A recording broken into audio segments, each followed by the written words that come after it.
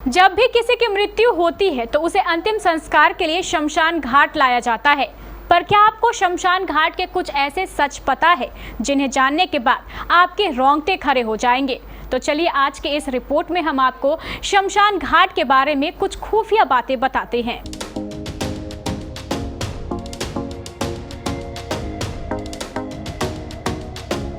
हिंदू धर्म में ऐसी मान्यता है कि चाहे मनुष्य हो या जानवर, हर किसी को अपने कर्मों के अनुसार जन्म दर जन्म चक्रों में बंधना पड़ता है, जब तक कि उन्हें मोक्ष की प्राप्ति न हो जाए।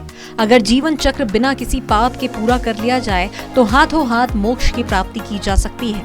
अगर आपने इस जन्म में बिना पाप के बेहतर काम किया तो आपका अगला जन्म और भी शानदार होगा। इतना ही नहीं, ऐसी मान्यता भी है कि गंगा जैसी पवित्र नदी का जल पीने या गंगा में नहाने मात्र से मानव के सारे पाप धुल जाते हैं। यही वजह है कि दाह संस्कार के बाद अस्थियों की राख को गंगा में प्रवाहित कर दिया जाता है।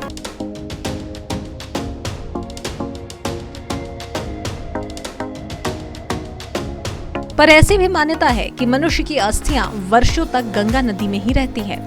गंगा नदी धीरे धीरे उन अस्थियों के माध्यम से इंसान के पाप को खत्म करती है और उनसे जुड़ी आत्मा के लिए नया मार्ग खोलती है। हिंदू धर्म के अंतिम संस्कार प्रायः नदी के किनारे ही किए जाते हैं। इस स्थान को शमशान घाट कहा जाता है।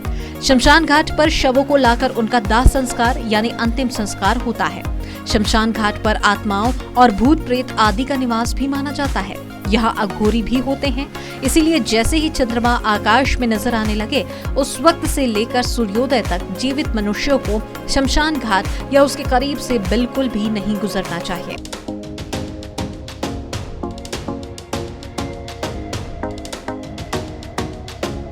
बता दें कि भगवान शिव और मां काली को शमशान घाट का भगवान कहा गया है। भगवान शिव जहां भस्म से पूरी तरह ढके होते हैं और ध्यान मग्न होते हैं, तो वहीं मां काली बुरी आत्माओं का पीछा करती है।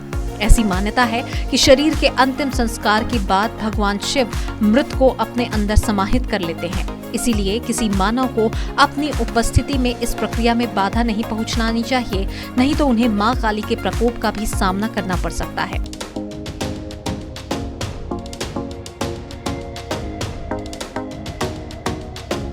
बाकी हिंदू शास्त्रों के अनुसार दिन के समय भी किसी भी इंसान को शमशान घाट में नहीं घूमना चाहिए। इस समय भी बुरी आत्माएं सक्रिय रहती है और मानव इन बुरी आत्माओं या नकारात्मक शक्तियों से लड़ने में सक्षम नहीं है।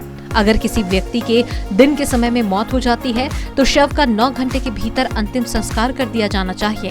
लेकिन अगर किसी की मृत्यु रात में हुई है तो फिर उसका अंतिम संस्कार 9 नाज़िगाई यानी कि 1 नाज़िगाई में 24 मिनट होते हैं, यानी कि 216 मिनट के अंदर ही अंतिम संस्कार कर लेना चाहिए। ऐसी मान्यता है कि यम अगर गलती से किसी आत्मा को लेते जाते हैं तो वे उसे वापस पहुंचाने की ताकत भी रखते हैं। इसीलिए अंतिम संस्कार करने में बहुत जल्दबाजी करना भी उचित नहीं माना जाता। कुल मिलाकर हिंदू धर्म में अंतिम संस्कार को लेकर कुछ नियम तय किए गए हैं जिन्हें ध्यान में रखना चाहिए। Bureau report, KBC news.